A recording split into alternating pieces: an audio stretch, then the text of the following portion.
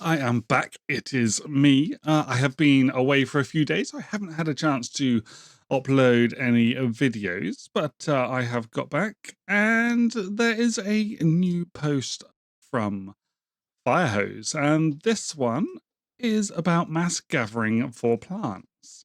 So it looks like we won't have to pick up every single plant by clicking or, you know, gathering every single time. So we've got Lauren today. Let's jump right in and see what she's got to say. What's up, everybody? It's Lauren from Firehose Games here with another weekly update for Techtonica. Before we get into it, an exciting news, Techtonica will be on sale starting tomorrow, October 3rd. October 3rd through October 10th, we will be 20% off for Programmer's Day. So it's really exciting. This is on Steam, by the way, but really excited about it. Go grab a copy of Techtonica if you haven't already. This week we are talking about multi-gathering for plants, which has been enabled for 0.1.2, which is our quality of life patch coming at the end of October, early November. We're also going to talk about probable objects and game balancing, and then a little bit about why probable object. Did she say probable? we bundle patches. So let's dive in. As we get closer to 0.1.2 launch, we are starting to talk about more and more things that have been implemented and put in this patch. And the big one that has been a hotly requested accessibility feature is multi-gathering for plants. So, you hold down your interact button and you just vroom vroom up plants like a vacuum. So let's talk a little bit about. Okay, so it's just hold the button down rather than... I thought it was going to gather multiple with one button press for some reason. But yeah, holding down the button makes a lot more sense. How we implemented this and our thinking behind it. So the first implementation Allie did was actually a part of Mass Collect, Mass Erase, so the giant box that you draw. And Richard realized quickly this would throw off the game balance. So picking up plants in the beginning of the game is supposed to kind of be a pain in the you-know-what. It's supposed to be really tedious, it's supposed to be frustrating, because we want to encourage you to use planters, to use threshers, and to build up your fuel lines and automate them. So while it is frustrating, it's supposed to be that way. And he felt that using Mass Collect and drawing the big rectangle would make it a little too easy for players. And we did still want to make it easier by having the hold down the button to pick things up. We realized clicking the button over and over again is frustrating, but we didn't want to make it so easy that you really didn't have to worry about setting up your planters and threshers for a while at all. The implementation code on this was also kind of interesting, so I'm going to read you what Allie wrote. I cannot memorize this because I will get it wrong, so I'm just going to read it to you from my notes. The code changes were to add an extra alternate take resource mode to machine mass collection, internally called Probable Multi-Gather. Probables being collectible plants. We do a raycast to determine... Okay, so probables are the plants themselves. Is this the real code or just something that they put up? Looks like it might be the real code. What the player camera is looking at. If it's interactable and the input is a long hold, we determine if we should enter any multi-gather mode, and based on if it's a frob, we enter probable multi-gather mode. From that point, whenever we detect a new probable object via raycast, we check a timer. If enough time has elapsed, we interact with it, i.e. collect as the plant, play the collect animation, and then restart the timer. So that's how we get to the word probable. I thought this was a typo originally when I saw this in Slack, but it actually is a word in game development. So I kind of want to explain to you what that means because it threw me for a loop, and I think it's a really interesting word. Yes, please, Lauren. So a probable object is an object that a player or another item can interact with in a game. This sent me down like a huge Wikipedia rabbit hole. If you're interested, highly suggest it. The term was actually coined in 1958 at MIT at their Tech Model Railroad Club. This is a club that also came up with the word hacker and a bunch of other tech and programming words. So if you are into programming and engineering and stuff, you might actually have already heard of this. I had not, though, and I thought it was really interesting, so I highly suggest checking it out. I still can't believe that they had such a gift for weird words, but because of that, we get hacker and probable, which is a great word. And finally, why do we bundle patches instead of releasing them all at once? There are a lot of different reasons for this, and I want to break them all down for you. We talked about it in Discord this week, and I think it's a really important conversation to have. So firstly, getting a build of Techtonica that's stable and ready to release to players is actually a really difficult task. It takes a lot of QA time to test everything and make sure it runs well. The team and other QA members also need to play.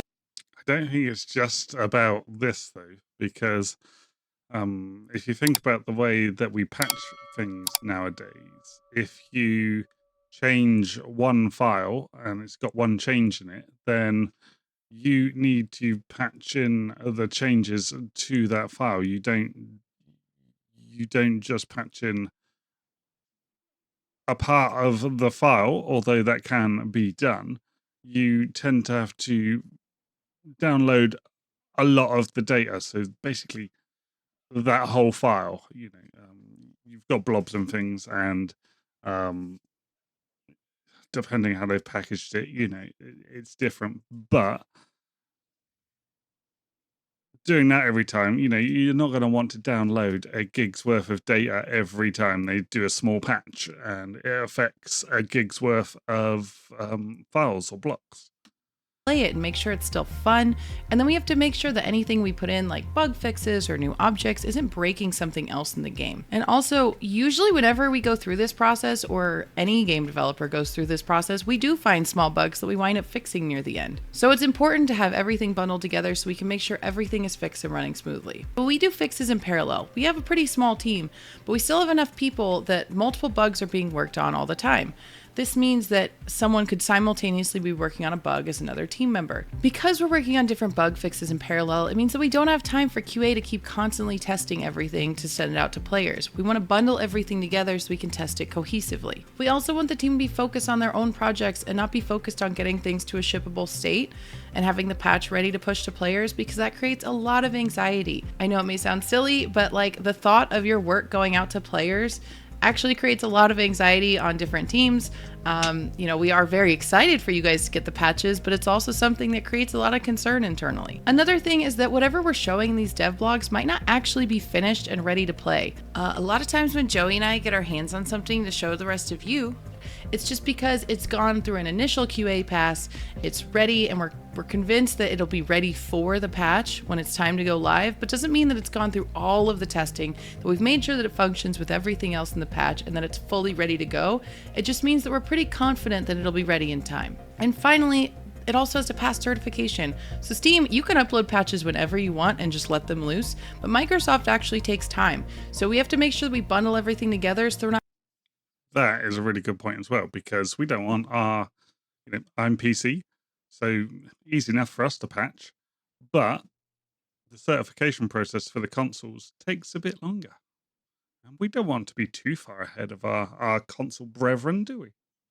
Not having Microsoft test patch after patch after patch. Instead, we bundled things together and set it all at once. All of this together, we bundle patches together just so we can maximize the use of our time and get things to you in a timely manner and as fast as possible.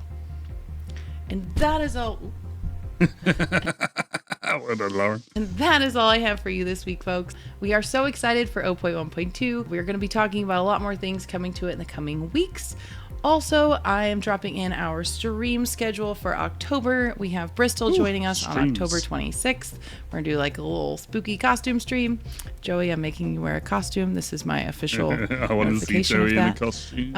because Bristol and I are wearing them. We're going to be streaming all October long, Tuesdays and Thursdays. If you have not caught our Tuesday variety streams, they're really fun. As always, please drop a comment if you like these videos. We are continuing to make them. We got our new cameras, new mics. We're all set up to make it really spanking fancy. So let us know if you like them, and I will see you next week. Bye-bye. Okay, so thanks for watching with me there, guys. So just a few updates, but it looks like they're working hard on 0.1.2, and we should be getting that not too long. How long have we got now? It's probably about 3 weeks, 4 weeks maybe. So that'll be good. Anyway, if you've enjoyed watching this with me, then give me a like, and I'll see you in the next video. Thanks all. Bye.